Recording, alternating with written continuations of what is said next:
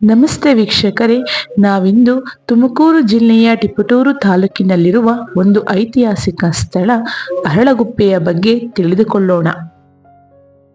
ಕರ್ನಾಟಕ ಶಿಲ್ಪಕಲೆಗಳ ತವರು. ಸೋಮನಾಥಪುರ, ಬೇಲೂರು, ಹಳೇಬೀಡಿನ ದೇವಾಲಯಗಳು ಇದಕ್ಕೆ ಸಾಕ್ಷಿಯಾಗಿ ನಿಂತಿವೆ.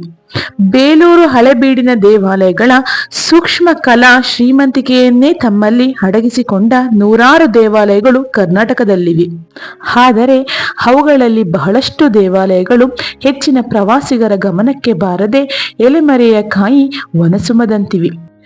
ಇಂಥ ಶಿಲ್ಪಕಲಾ ವೈಭವವನ್ನು ತನ್ನಲ್ಲಿ ಅಡಗಿಸಿಕೊಂಡಿರುವ ಹೆಚ್ಚು ಜನರ ಗಮನಕ್ಕೆ ಬಾರದ ತಾಣವೇ ತುರುವೇಕೆರೆ ಬಾಣಸಂದ್ರ ಬಳಿ ಬರುವ ತಿಪಟೂರು ತಾಲೂಕಿಗೆ ಸೇರಿದ ಅರಳಗುಪ್ಪೆ. ಅರಳಗುಪ್ಪೆಯಲ್ಲಿರುವ ಚನ್ನಕೇಶವ ದೇವಾಲಯ ಬೇಲೂರು ದೇವಾಲಯಗಳಷ್ಟು ದೊಡ್ಡದಲ್ಲದಿದ್ದರೂ ಶಿಲ್ಪಕಲಾ ವೈಭವದಲ್ಲಿ ಬೇಲೂರಿಗೇನು ಕಡಿಮೆ ಇಲ್ಲ. ಅರಳಗುಪ್ಪೆ ಒಂದು ಪುಟ್ಟ ಗ್ರಾಮ.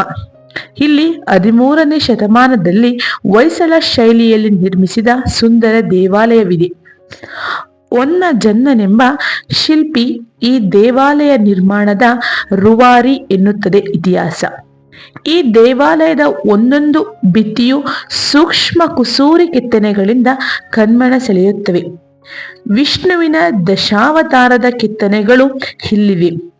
ಪುರಾತತ್ವ ಸರ್ವೇಕ್ಷಣಾ ಇಲಾಖೆ ಈ ದೇವಾಲಯವನ್ನು ಪ್ರಮುಖ ರಾಷ್ಟ್ರೀಯ ಸ್ಮಾರಕವೆಂದು ಘೋಷಿಸಿದರೂ ಸೂಕ್ತ ಸಂರಕ್ಷಣೆ ಇಲ್ಲದ ಕಾರಣ ಸುಂದರ ವಿಗ್ರಹಗಳ ಮುಖಗಳು ವಿರೂಪಗೊಂಡಿವೆ.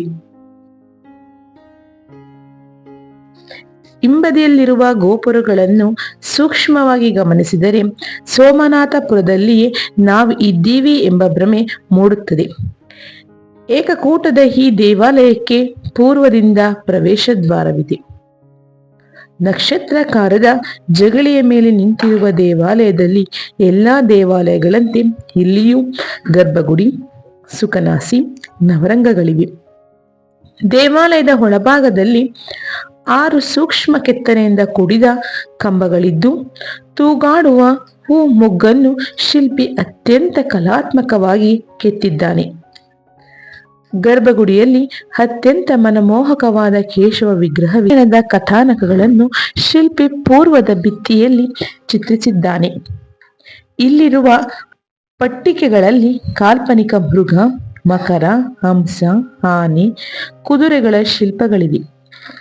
ಇಂದು ಸರಕು ಸಾಗಣೆಗೆ ಅತ್ಯಗತ್ಯ ಹಾಗೂ ಅವಶ್ಯಕವಾದ ಲಾರಿಯ ಕಲ್ಪನೆ ನಮ್ಮ ಪೂರ್ವಕರಿಗೆ ಬಹಳ ಹಿಂದೆಯೇ ಇತ್ತೆಂಬುದು ಇಲ್ಲಿನ ಭಿತ್ತಿಯಲ್ಲಿರುವ ಕುದುರೆಗಳು ಎಳೆಯುತ್ತಿರುವ 4 ಚಕ್ರದ ಉದ್ದದ ಸರಕು ಸಾಗಣೆ ಶಿಲ್ಪದಿಂದ ವೇದ್ಯವಾಗುತ್ತದೆ. ಅರಳಗುಪ್ಪೆಗೆ ಹೋಗಬೇಕೆಂದರೆ ರೈಲು ಪ್ರಯಾಣವೇ ಸೂಕ್ತ. ಬೆಂಗಳೂರು ಶಿವಮೊಗ್ಗ ಪ್ಯಾಸೆಂಜರ್ ರೈಲು ಅರಳಗುಪ್ಪೆಯಲ್ಲಿ ನಿಲ್ಲುತ್ತದೆ. ಬೆಂಗಳೂರಿನಿಂದ ಬೆಳಗ್ಗೆ 6:30ಕ್ಕೆ ಹೊರಡುತ್ತದೆ. ಬೆಂಗಳೂರು ತಿಪಟೂರು ನಡುವೆ ಕಿಬ್ಬನಹಳ್ಳಿ ಕ್ರಾಸ್ನಲ್ಲಿ ಇಳಿದು ಆಟೋ ಮಾಡಿಕೊಂಡು ಅರಳಗುಪ್ಪೆಗೆ ಹೋಗಬಹುದು.